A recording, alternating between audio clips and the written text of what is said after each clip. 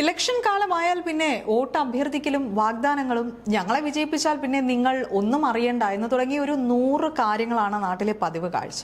ജയിച്ചു കഴിഞ്ഞ് ഇവർ പറഞ്ഞതൊക്കെ നടന്നാൽ നടന്നു എന്ന് പറഞ്ഞാൽ മതി. ഇത്തവണ അതിലും വലിയ പ്രശ്നങ്ങളാണ് നിലവിലുള്ളത്. സ്ഥാനാർത്ഥികളെ നിശ്ചയിക്കുന്നതിൽ ഏറെക്കുറെ ഇടങ്ങളിലെല്ലാം തന്നെ സ്വരച്ചേർച്ചക്കുറവുകളുണ്ട്.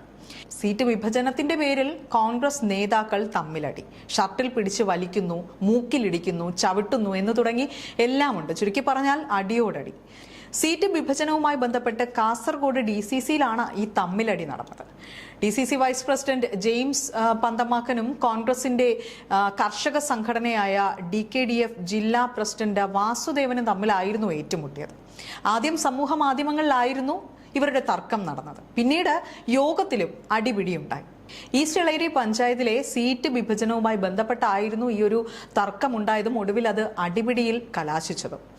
ഷർട്ടിൽ പിടിച്ച് മൂക്കിലിടിക്കുന്നതിന്റെയും ചവിട്ടുന്നതിന്റെയും എല്ലാം വീഡിയോ പ്രചരിച്ചിരിക്കുകയാണിപ്പോൾ. ജെയിംസ് പന്തമാക്കൻ കോൺഗ്രസ് വിട്ട DDF എന്ന സംഘടനയുണ്ടാക്കിയിരുന്നു. പിന്നീട് ചർച്ചകൾ നടത്തി ജെയിംസ് ഉൾപ്പെടെ 7 പേർ കഴിഞ്ഞ വർഷം കോൺഗ്രസിലേക്ക് തന്നെ തിരിച്ചെത്തുകയും ചെയ്തു. അന്ന് തിരിച്ചെത്തിയ 7 പേർക്കും ഈസ്റ്റ് എളേരി പഞ്ചായത്തിൽ സീറ്റ് നൽകണമെന്നാണ് ആവശ്യപ്പെട്ടിരിക്കുന്നത്. എന്നാൽ എല്ലാവർക്കും സീറ്റ് നൽകാൻ സാധിക്കില്ല എന്ന കോൺഗ്രസ് നിലപാടെടുക്കുകയും ചെയ്തു. ഒടുവിൽ 5 സീറ്റ് നൽകാമെന്ന് കഴിഞ്ഞ ദിവസം രാത്രി നടത്തിയ ചർച്ചയിൽ തീരുമാനവും എടുത്തു. അതിനുശേഷം സമൂഹ മാധ്യമങ്ങളിലൂടെയൊക്കെ DCC പ്രസിഡന്റ് PK ഫൈസൽ ഉൾപ്പെടെയുള്ള നേതാക്കൾക്കെതിരെ ആക്ഷേപങ്ങൾ ഉയർന്നു. ഇതോടെ 2 സീറ്റുകൾ നൽകിയാൽ മതി എന്ന തീരുമാനത്തിലെത്തി. ഇന്ന് വീണ്ടും യോഗത്തിനെത്തിയപ്പോഴായിരുന്നു ഈ ഒരു സീറ്റ് വിഭജനവുമായി ബന്ധപ്പെട്ട് നേതാക്കന്മാർ ഏറ്റുമുട്ടാൻ തുടങ്ങിയത്.